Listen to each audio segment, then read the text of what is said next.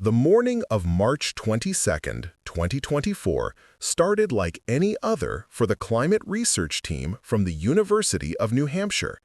They were conducting routine measurements on Mount Washington, tracking the unprecedented ice melt that had accelerated over the past decade. The ground-penetrating radar showed an anomaly deep within a collapsing ice cave near Tuckerman Ravine. What they discovered next would unravel a 34-year-old mystery that had haunted the mountaineering community since 1990. The radar readings indicated something metallic approximately 15 feet below the surface.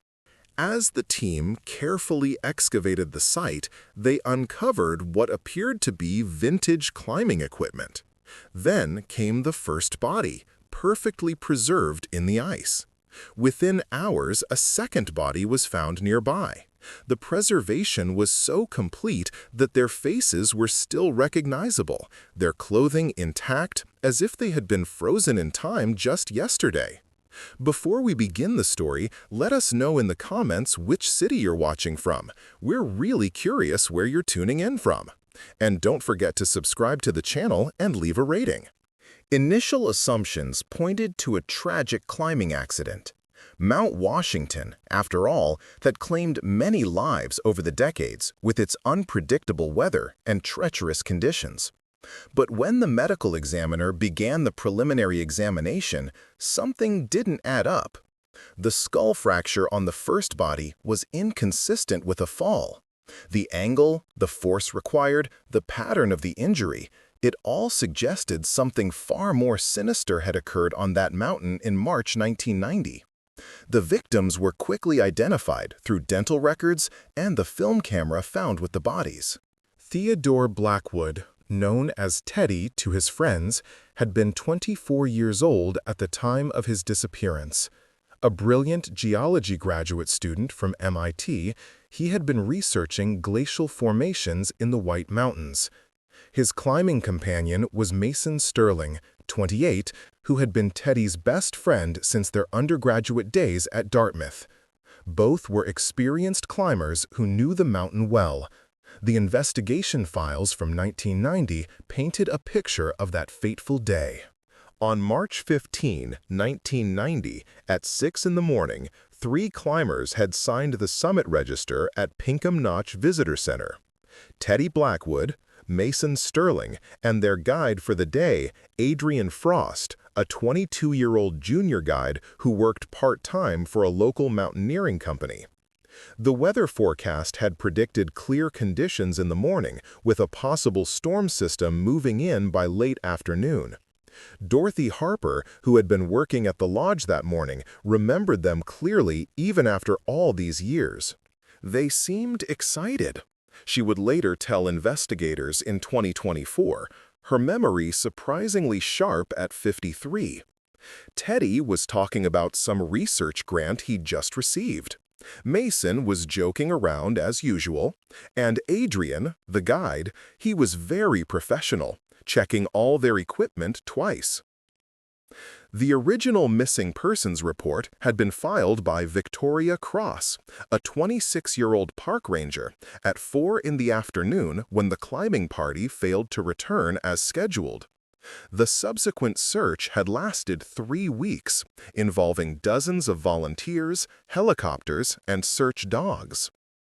The brutal storm that hit the mountain that afternoon had dumped 4 feet of snow in less than 12 hours, obliterating any trace of the climbers. What made the 1990 case particularly puzzling was Adrian Frost's miraculous survival. He had stumbled into the Appalachian Mountain Club hut at 2 in the morning on March 16th, suffering from severe hypothermia and frostbite.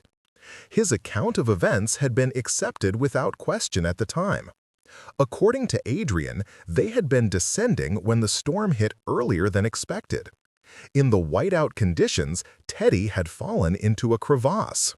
Mason had tried to rescue him, but had also fallen. Adrian claimed he had spent hours trying to reach them before the deteriorating conditions forced him to seek shelter. The film camera recovered with the bodies in 2024 provided a timeline that would prove crucial. 24 photographs had survived the decades in ice. The last photo, time-stamped by the shadows and sun position to approximately 10:30 a.m., showed all three climbers at the summit, smiling and victorious. The weather was clear, the visibility perfect. This contradicted Adrian's account of an early storm. 5 days before the climb, Teddy had received notification of a prestigious $50,000 research grant from the National Science Foundation. He had shared the news at the climbing club meeting, buying rounds for everyone at the local tavern. Several witnesses remembered Adrian's reaction. While others congratulated Teddy, Adrian had remained quiet, nursing his beer in the corner. What nobody knew at the time was that Adrian had also applied for the same grant and had been rejected. The Summit Register, now a key piece of evidence, revealed something investigators had missed in 1990.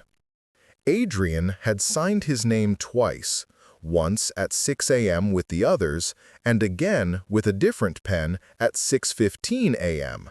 A small detail that seemed insignificant then, but would prove crucial now. The different ink suggested he had returned to add something to his entry, though what he had added remained unclear.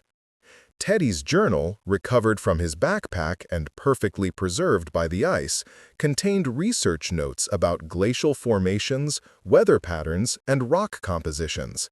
But scattered throughout were personal observations that painted a different picture.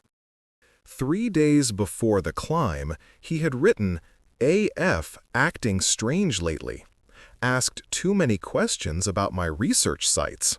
Need to be careful about what I share." The entry from the morning of March 15 was even more concerning. "Something off about our guide today. Mason doesn't notice, but I do. Those eyes, I've seen that look before." The investigation in 2024 had advantages that weren't available in 1990. Digital forensics could enhance old photographs. Weather data was now digitized and searchable, and most importantly, people were still alive to provide testimony. At 56, Adrian Frost was now a successful outdoor equipment retailer in Vermont, married with 2 children, a respected member of his community who still occasionally guided climbs for charity events. When investigators first approached Adrian in April 2024, he appeared genuinely shocked about the discovery. "I've thought about that day every day for 34 years, he said, his voice breaking with emotion. "Teddy and Mason were good guys. I've always blamed myself for surviving when they didn't." He volunteered to help with the investigation, providing maps, weather records he had kept, and even offering to return to the mountain to show investigators the route they had taken. Mason Sterling had been the obvious suspect in the original investigation, though it had never progressed beyond speculation. His rivalry with Teddy was well documented. Both had applied to the same PhD programs, competed for the same grants, and, according to some, had been interested in the same woman, a fellow graduate student named Rebecca who had since moved to California. Mason's financial troubles in 1990 were also well known. He owed significant student loans and had been heard arguing with Teddy about potentially sharing the grant money just days before the climb. Victoria Cross, the park ranger who had filed the missing persons report, had her own connections to the case that weren't immediately apparent. She had dated Teddy briefly in 1989, a fact she hadn't disclosed during the original investigation. Her logs from March 15, 1990, showed she had been patrolling the auto road that day, placing her much closer to the climber's route than she had initially reported. When questioned in 2024, she admitted to the prior relationship, but insisted it had ended amicably. "We remained friends," she said.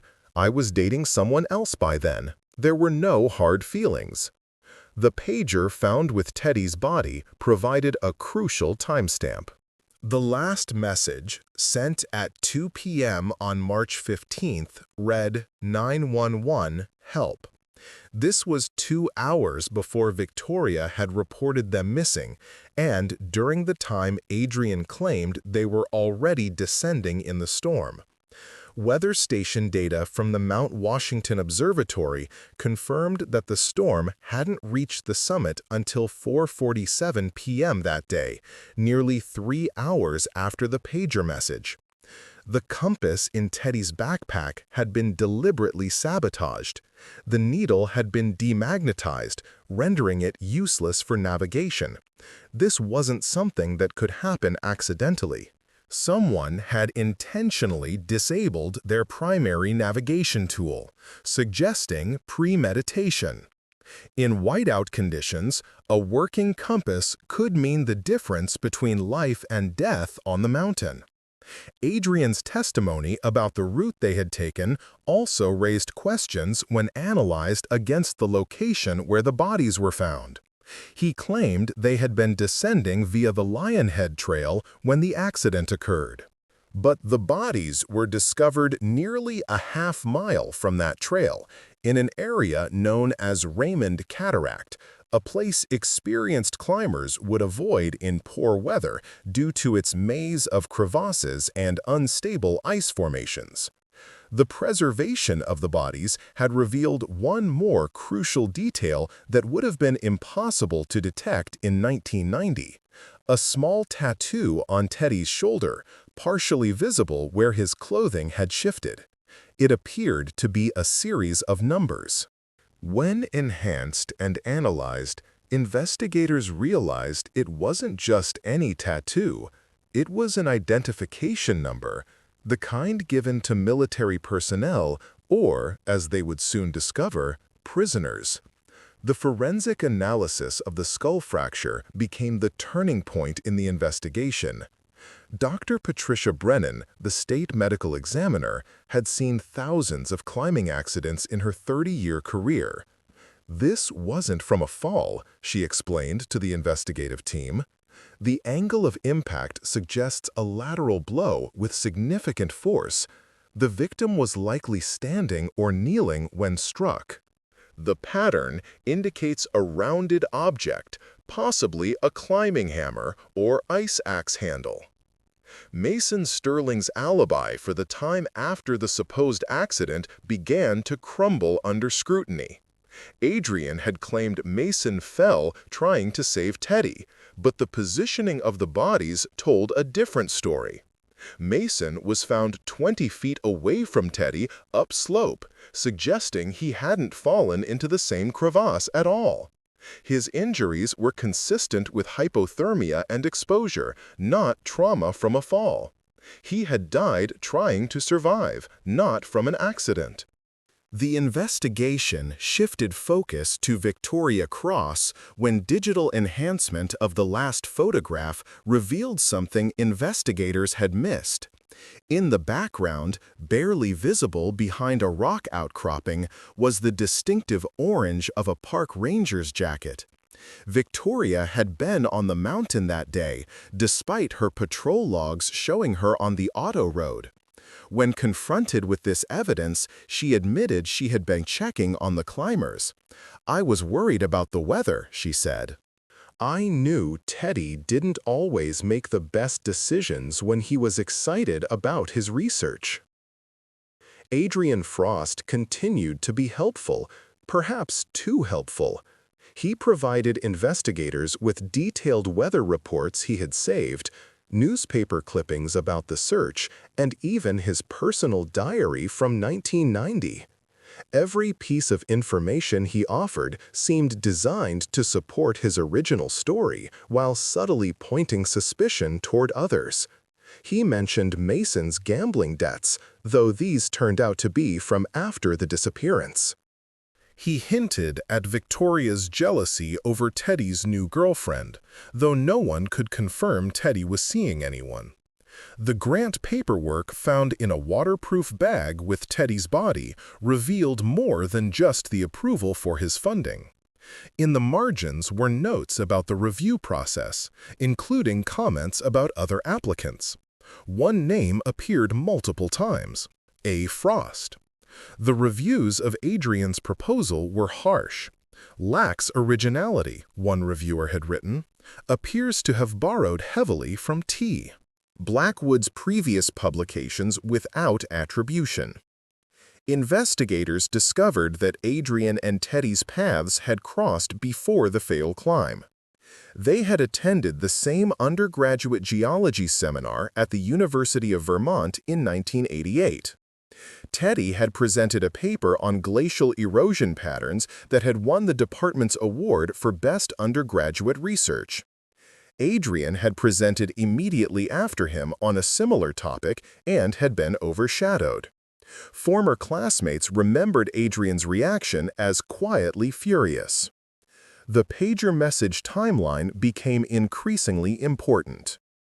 The 911 help message had been sent at 2 p.m., but Adrian's own pager showed he had sent a message to the Mountain Rescue Service at 2:15 p.m. saying, "All okay, delayed by weather." This message had prevented an immediate search when it might have saved lives. He had deliberately delayed any rescue attempt.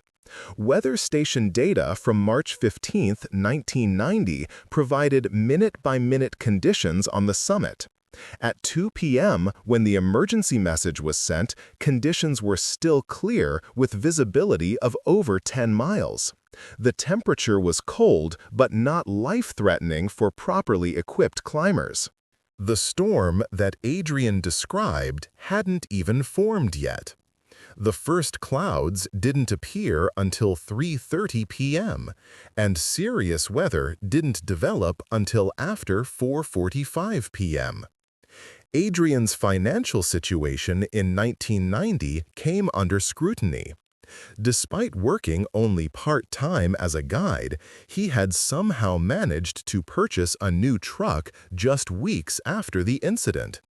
He claimed it was from an insurance settlement from a previous car accident, but no records of such a settlement could be found. His bank records from the period had been destroyed in a fire at the bank's storage facility in 1998, conveniently eliminating any paper trail. The climbing community in 1990 had been small and tight-knit. Many of the same people were still around in 2024, their memories sharpened by the shocking discovery. Tom Garrett, who had run the guide service that employed Adrian, remembered something odd. Adrian had specifically requested to guide that trip, he recalled. Usually, junior guides took whatever assignments they got, but Adrian insisted on that one. Said he wanted to work with experienced climbers to improve his skills. Victoria Cross's altered patrol logs became a focus of investigation. The changes were subtle. Times shifted by an hour here, locations adjusted by a mile there. But when mapped against the actual timeline, they showed she had been trying to create an alibi for someone. The question was whether she was protecting herself or someone else. Her patrol vehicle's maintenance records showed excess mileage for March 15th that couldn't be accounted for by her official log. The film camera revealed more secrets as each photograph was carefully analyzed. In photos 18 through 20, taken around 9:30 a.m., Teddy appeared increasingly uncomfortable. His body language had changed. He was keeping distance from Adrian, positioning himself closer to Mason. In one photo, Mason's expression showed concern as he looked at Teddy, suggesting he had noticed his friend's unease. Adrian's recovered memories that he helpfully shared with investigators began to contain inconsistencies. He claimed they had taken the winter route up Lionhead, but the photographs clearly showed them on the summer route via Tuckerman Ravine. He said visibility had been deteriorating all morning, but the photos showed clear skies until they left the summit. Most tellingly, he claimed Teddy had been leading the descent, but Teddy's journal mentioned specifically that Adrian had insisted on leading due to his superior knowledge of winter conditions. The discovery of the bodies had attracted media attention, and with it came unexpected witnesses.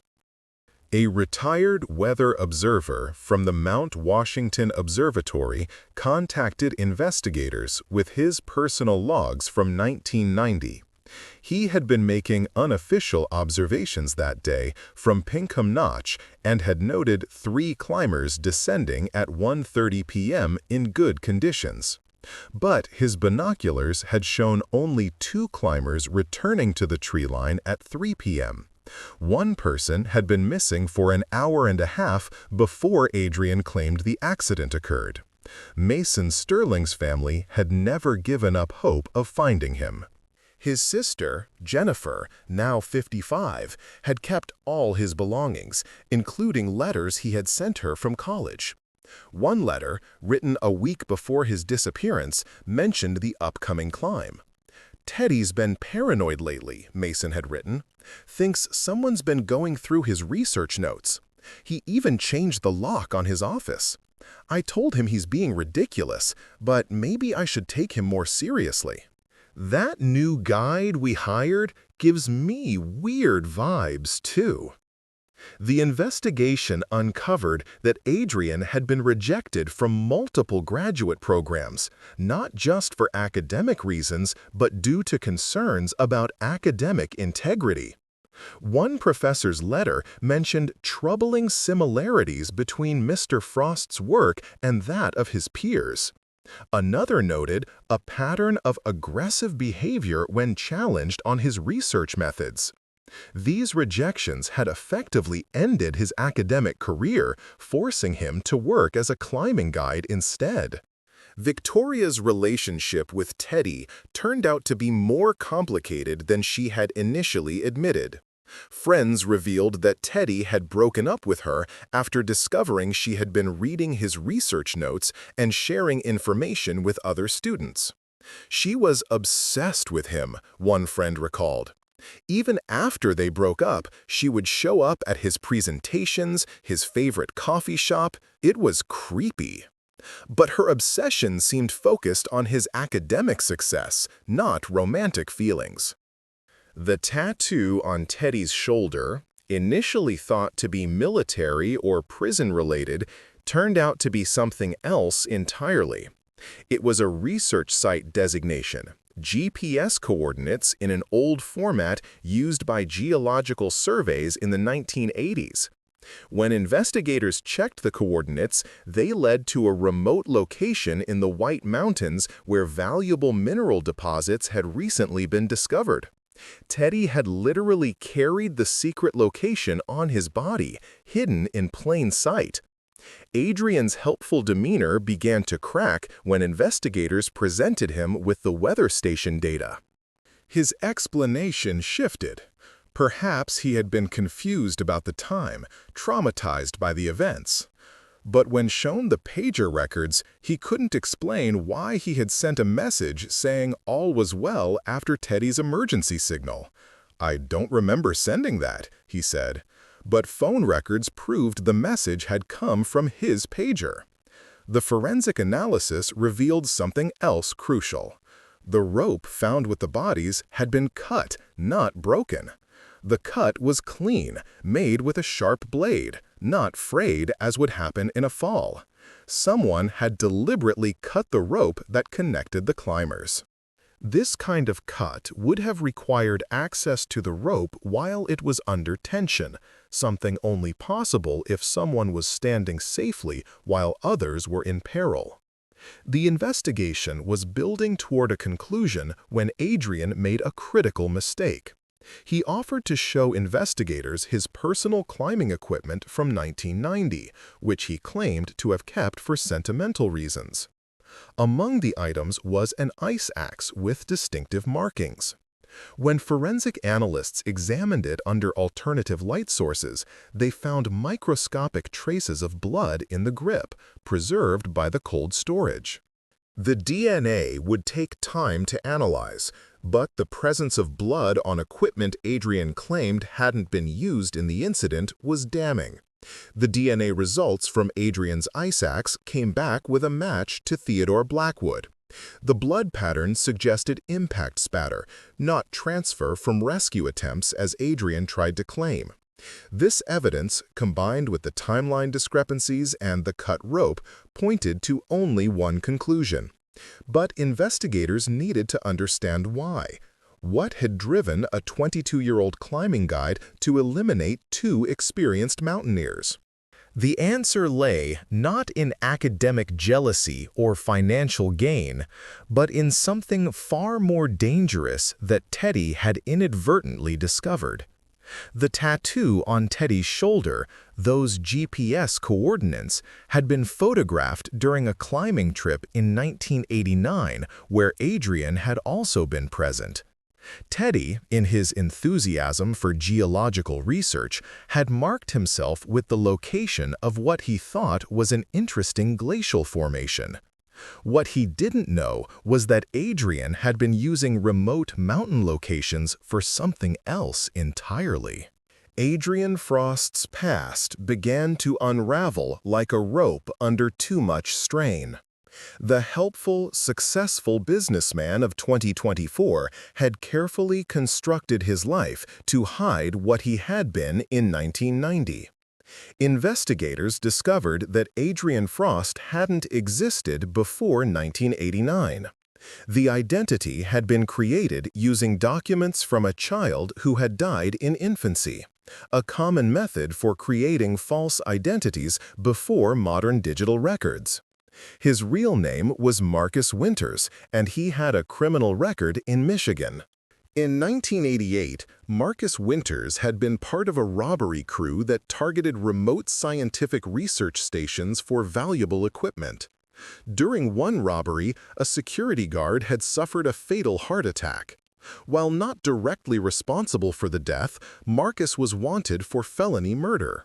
He had fled to New Hampshire, created the Adrian Frost identity, and tried to disappear into the outdoor community where cash work was common and questions were few. The geological coordinates on Teddy's shoulder weren't for mineral deposits, but for one of Marcus's hidden caches. After the Michigan robbery, he had hidden nearly $200,000 in stolen equipment and cash in various locations throughout the White Mountains. These caches were his insurance policy, his retirement plan. He had been slowly retrieving them over the years, careful not to draw attention to himself. On that morning in March 1990, Teddy had mentioned wanting to explore a new area for his research, describing coordinates that almost exactly matched one of Marcus's largest caches. The chance that Teddy would discover the hidden stolen goods was small, but for someone living under a false identity with active warrants, even a small risk was too much. Marcus, as Adrian, had made a split-second decision that would haunt him for decades. The reconstruction of events, based on all the evidence, painted a clear picture of March 15, 1990. The climb had proceeded normally until they reached the summit. There, Adrian had suggested taking a different route down, one that would lead them away from popular trails. When Teddy questioned the route with his compass, he discovered it had been sabotaged. An argument ensued. Mason tried to mediate, but Adrian struck Teddy with his ice axe handle when Mason was looking away. Mason's horror at witnessing his friend's murder was evident in the forensic evidence. He had tried to flee, but Adrian cut the rope connecting them. In the vast wilderness of Mount Washington in winter, without proper navigation tools and with a murderer pursuing him, Mason had little chance. Adrian didn't need to kill him directly. The mountain would do that for him. He just had to ensure Mason couldn't find his way back to safety. The pager message Teddy had managed to send before the attack was his last act of defiance. Adrian hadn't noticed until afterward, then sent his own message to delay any rescue. He had hidden the bodies in a crevasse, knowing the incoming storm would cover them with ice and snow. Then he had deliberately induced mild hypothermia in himself to make his survival story believable, a calculated risk that had nearly killed him but ultimately provided his alibi. For 34 years, Adrian Frost had lived with his secret. He had built a successful business, raised a family, become a respected member of his community. He had even continued guiding, perhaps as a form of penance, or perhaps to maintain his cover story. Every year on March 15th, he would post on social media about his lost friends, keeping their memory alive while ensuring no one suspected him. The investigation revealed that Adrian had retrieved most of his hidden caches over the years, using his guide work as cover for accessing remote areas. The money had funded his business ventures, allowing him to transition from Marcus Winters, small-time criminal, to Adrian Frost, successful entrepreneur. He had literally built his life on the graves of the two men who could have exposed him. When police arrived at Adrian's Vermont home with an arrest warrant on June 15, 2024, they found him in his study, surrounded by newspaper clippings about the discovery of the bodies. He had been writing what appeared to be a confession, though he would later claim it was fiction, a therapeutic exercise recommended by his therapist. The confession contained details only the killer would know, including the exact location where he had thrown Teddy's research notebook, which was subsequently recovered exactly where he described. The arrest of a 56-year-old businessman for murders committed 34 years ago shocked the community. People who had known Adrian for decades couldn't reconcile the helpful, generous man they knew with the cold-blooded killer he had been. His wife, married to him for 25 years, filed for divorce immediately. His children, both in their 20s, struggled to process that their entire lives had been built on a foundation of lies and murder. The trial drew national attention. The prosecution presented the physical evidence, the DNA, the cut rope, the pager messages, the weather data. But the most damning testimony came from Adrian himself. Taking the stand against his lawyer's advice, he tried to explain his actions, claiming self-defense, temporary insanity, traumatic stress from his criminal past. But under cross-examination, his carefully maintained facade crumbled. "You want to know the truth?" Adrian finally said, his voice breaking. "I was 22 years old, terrified, and stupid. Teddy was brilliant, everything I wanted to be but couldn't. When he mentioned those coordinates, I panicked. I thought my whole new life was about to end. It was supposed to be just him, just one push, make it look like an accident. But Mason saw, and then I couldn't stop. I've seen their faces every night for 34 years. The jury deliberated for less than 3 hours, guilty on 2 counts of murder in the first degree. The sentence was life without the possibility of parole. As Adrian was led away, he passed the families of Teddy and Mason. Jennifer Sterling, Mason's sister, simply stared at him.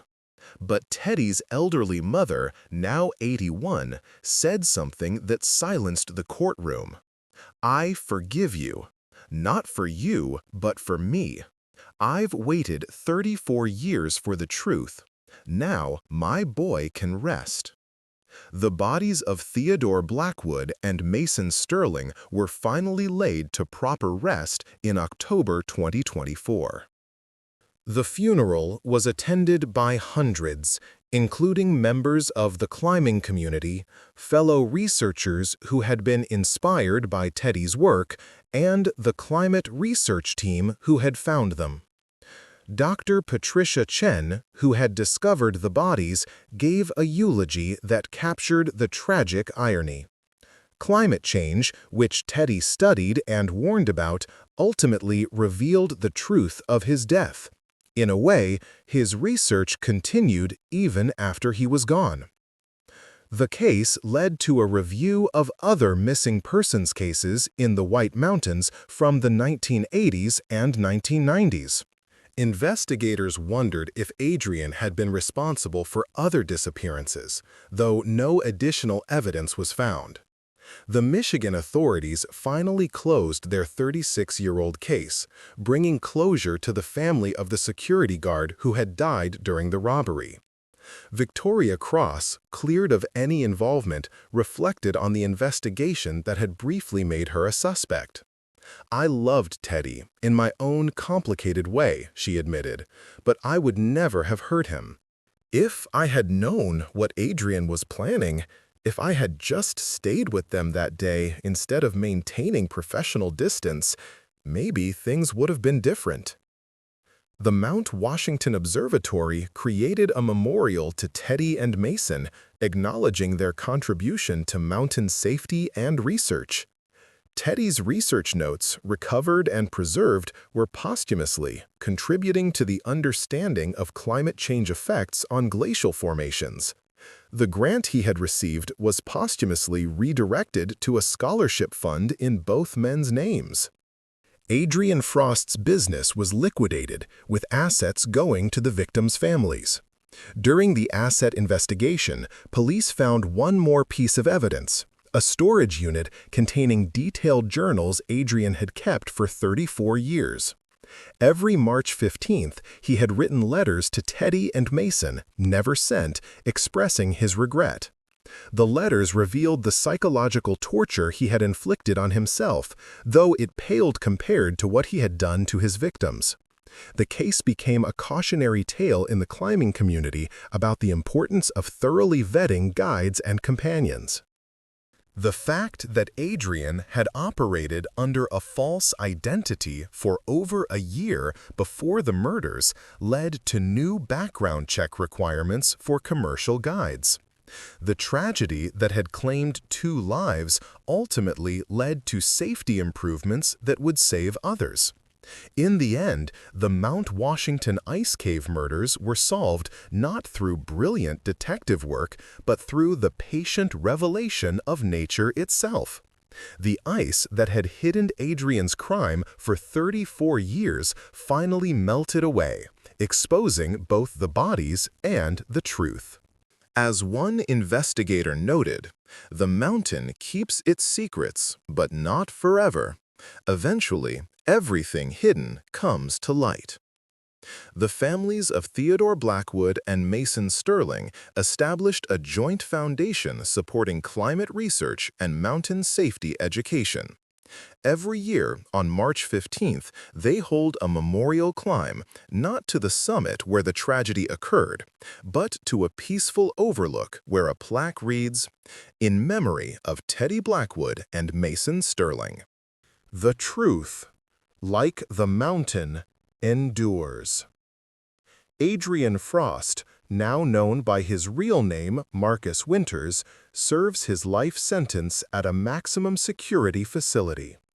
He spends his days in the prison library reading geological texts, perhaps trying to understand the passion that drove Teddy Blackwood, the brilliant young scientist whose only crime was being in the wrong place with the wrong knowledge.